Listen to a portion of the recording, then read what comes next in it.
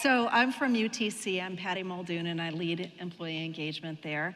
And so I'm going to ask you to raise your hands again. How many of you, when I say UTC, know exactly who we are and what our products are?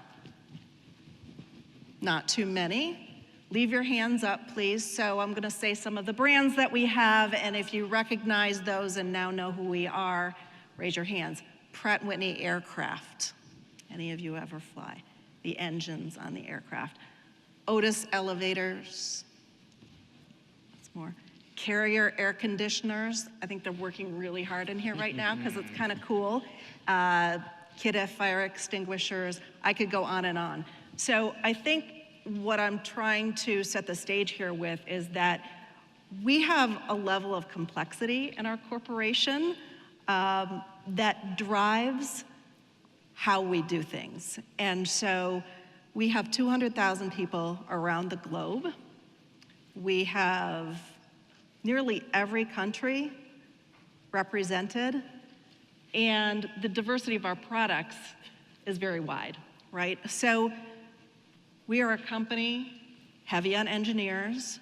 We are increasingly led by financial experts. So as you can imagine, measuring and metrics are actually really one of our strengths, right? You know, I think of the little hamster wheel and you put a metric in front of our managers and they just go, go, go, go. So we want to use that strength, right? But what I want to talk to you about today, this is a story of sort of a journey of our diversity and inclusion, right? So journey starts with compliance and EEO and measuring representation in our workforce. We want to reflect the workforce. The workforce should reflect our customer base, which is really global, right? So we have a diversity scorecard that is so robust. We have literally 500,000 data points on that. We've been tracking it for a long time. We have done really well in increasing our pipeline in of folks who we know we need to reflect that diversity in our workforce. What we see is we have that leaky pipeline, right? We're not as good at keeping all of those. So the end result, the net result is that while we're doing well pulling people in, we're not retaining them, and we're heading towards our goals at a very, very slow rate, right? So what are we gonna do about that? It's people come in and then they're not really feeling that included, right? They're not feeling that they belong enough to stay, at least not to the level that we want, right? So a quote from a very wise individual, Andre Tapia, diversity is the mix, and inclusion is making the mix work. So as we recognize this, we reinvigorated our global diversity and inclusion strategy a couple of years ago, and really inclusion became a much more prominent business priority because we see that that is where our gap is, right? So what you see on the top half of the page here are sort of the three pieces of our global diversity and inclusion strategy. So it's the workforce, the workplace, and the marketplace. And the workforce, that's measuring a representation, really great at that. Inclusion is more about that workplace piece. And marketplace, that's some of our great partners out there, Diversity Inc. and Catalyst, and working with them to help us. Now, we have had a commitment to diversity for a long, long time, and you see those awards at the bottom that we're very proud of, and it just shows that we are committed. We are trying really hard. The Disability Equality Index, really proud of. That is a very new one for us as of last week. I had to change the slides. And the best places to work, that's the Corporate Equality Index for our LGBT partners, friends, employees. And Inroads, it says top 10 strategic partners. Inroads is a nonprofit that is for underserved youth and getting them experiences in the workplace, internships, right? We've not only been the top 10, we've been the top corporate partner since 2007. And we're the top corporate partner in terms of conversions of those interns to full-time hires. So we have a lot of success, right? Latina style as well. So in that strategy and framework, this slide just shows you where have we invested. We've created what we're calling the Inclusive Leader Curriculum, and all of our leaders are going through this curriculum. So some of it is on-site, some of it is digital, globally dispersed, but it's very experiential. So conscious inclusion, kind of going through some exercises to make us aware that, wow, I didn't really realize that I wasn't making these decisions in an inclusive way, right? And managing inclusion. And then quality conversations, this is the piece that's digital, and this is really cool. So this is about, really it's supporting our performance management transformation as we go to more frequent feedback conversations. So we're investing quite a bit of that. Employee resource groups, we're getting our arms around these. We've had employee network groups for a long time. Interestingly enough, in our survey, our global survey that we put out, we ask a question, are you a member of an employee network group? And we got 19,000 employees to say that they were part of an employee network group. We said, we have no idea where these people are. So part of our strategy has been to create some structure around what should an employee resource group do? What do you need to actually be funded and recognized by the company? And here are some tools to get our arms around these. We have had now 2 annual summits for the leaders of these employee resource groups, and it is really exciting. We had one last month, and it was great. They put me on right after lunch to talk about metrics. And here I am again right after lunch to talk about metrics. But it's really empowering those people who have a lot of passion for those employee resource groups. And you can just see by the numbers that we have incredible participation there. And then in addition, inclusion, we tell managers, inclusion, we need to work on inclusion. And they say, how do I do that? We've put together a toolkit that they can access, right?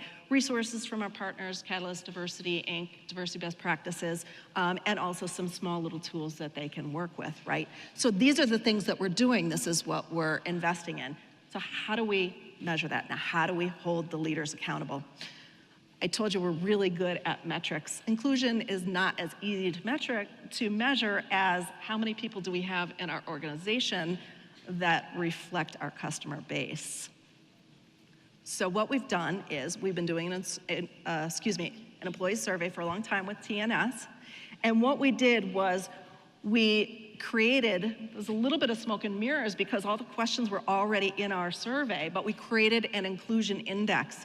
And we really brought this up in our results to give it a very prominent place and say, hey, all these questions, there are a few of them that are in that what you typically think of as like that traditional diversity category, but there are all these other things, feeling included, communication, two-way communication, that really affect a person's feeling whether they belong and are included or not. So we pulled those together and provided that. And then we said, and don't just look at the average. I mean, we're so good at looking, what's our average favorability? We really looked at what's the spread? You know, you've got a division that has a lot of groups under it. What is the spread between the lowest inclusion index and the highest? We need to bring that together. That's what inclusion is about, right? Bringing everyone to the middle to feel like they are part of it. So it's part of the survey. Then here's the key, is that what are the other places that managers are already paying attention to, that they get measured on, and they're on their little hamster wheel running toward those metrics? We have this great thing called a control tower, okay? And this is, every group has a control tower, and it's a version of a balanced scorecard. It has financial metrics, it has delivery metrics, it has employee metrics, you name it. Right? So the survey data, the survey scores are part of that. So as we embed that inclusion index in there and tell managers work on inclusion, it's on their control tower that they're working already. So this is where this works for us. You've got your own ways in your company that you drive your leaders. You can't put this off to the side. It needs to be integrated in whatever it is that you do, right? D&I balance scorecard. And this is where we're still on the journey, okay? We're not at the end. I told you about the diversity scorecard that we've had for a long time. Measures women in different position levels, race, ethnicity, where our gaps are. We've got the heat maps. That's not balanced. What we want to do is bring in that human piece of it, and that's the inclusion piece. And so we are vetting and socializing and having employees and managers all collaborate to really say, how can we simplify this thing, first of all? Because we're not getting anywhere with the 500,000 data points. It's really not taking us to the next level. And so we're putting things in like the inclusion index and others. It's really taking, our strength is really those rational linear thinkers that we have that do so many wonderful, innovative things. I mean, we have, disruptive technology in the aircraft engine world right now, and in the elevator world right now. And how do we get them to take what is maybe not a natural strength of theirs, which is that warmth, compassion, mindfulness, and grow that muscle and get them to focus on it. So with the tools that we've given them, and then the focus on a balanced diversity inclusion scorecard, that's where we are, and that's where we're beginning to drive. But the inclusion conversations are really exciting, and the inclusive managers curriculum, where we take them through those experiential exercises, are really exciting to hear and talk to the managers and the executives afterward that say, wow, now I get it. And the first group we took through was our President's Council. So it was our CEO and the division presidents of Pratt & Whitney, Otis, CCS, et cetera, UTAS. So it's a big deal. And these are purposely small, so you can't read all of it because, I've got in your decks, you can see, what are those specific questions that we ask in the inclusion index? And our partners at TNS helped us to validate that those are the things that hang together and that we should be putting in that inclusion index, but it may be different for you. I really just wanted to sort of share, this is the way we're coming at it.